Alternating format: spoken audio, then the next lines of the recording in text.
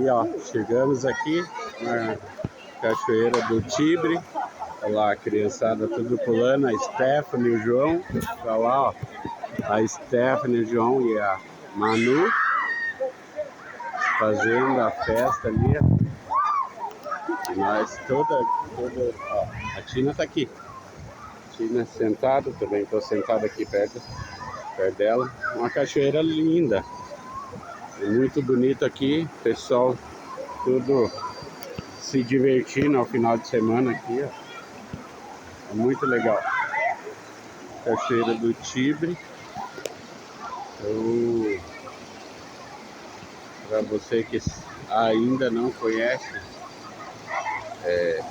essas regiões turísticas aqui da Estrada da Graciosa, você vai encontrar essa linda corredeira aqui.